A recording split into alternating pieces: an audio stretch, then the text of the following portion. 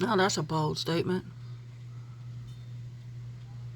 So because every Democrat that was in the House and Senate at that time, because the Civil Rights Act was a congressional bill. Did you watch Schoolhouse Rock growing up? I'm just a bill. I'm only a bill.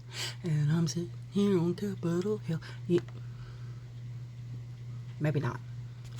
Anyway, the Democratic parties at that time are the ones that advanced the bill through the House and through the Senate and got it to Lyndon B. Johnson's desk, also a Democrat, who signed it into law.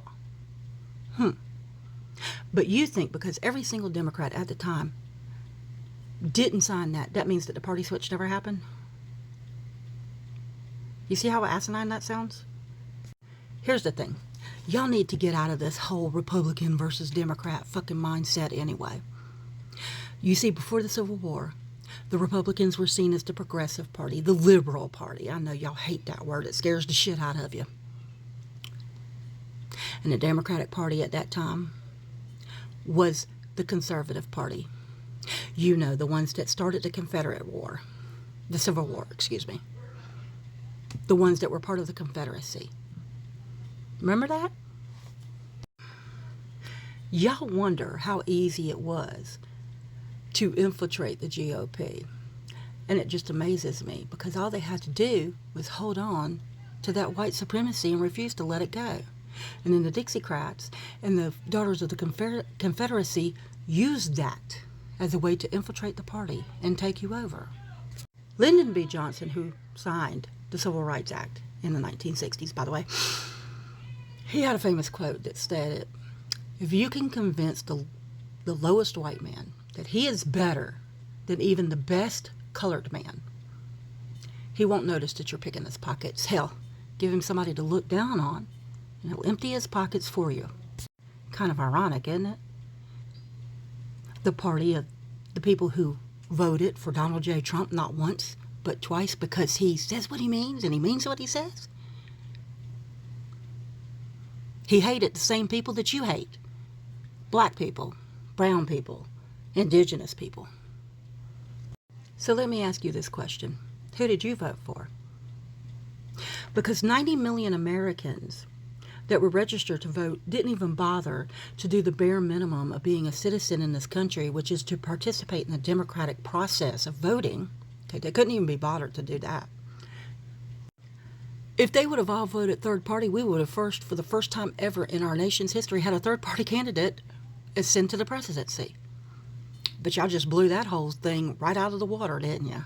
The Electoral College that was put in place by our founding fathers to be the last fail-stop, okay, the last fail-safe, to keep a tyrannical government from taking hold in this country, did not trust the voters to make a good decision and not vote in a demagogue.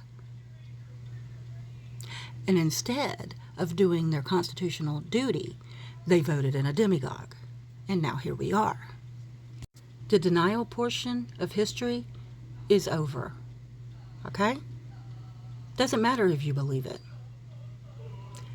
It's facts, and facts don't give a shit about your belief or your feelings. Denial of history is what got us into the situation that we're in right now. Do you think continuing to deny the nation's history is going to help it in any way? But not to worry.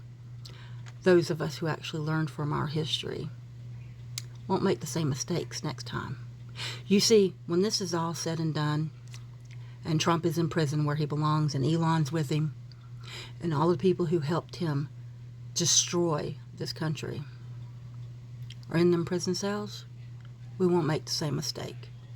We're not going to fucking pardon them this time. See, that was the mistake after the Civil War. We pardoned the Confederate soldiers and the Confederate leaders and all of that stuff. We said, it's okay.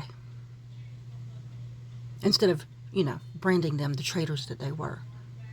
And because of that, the Daughters of the Confederacy were able to stroke the limp male, white male, Southern ego into the lost cause. Anyway, pick up a history book, would you? Lord have mercy. You have a day.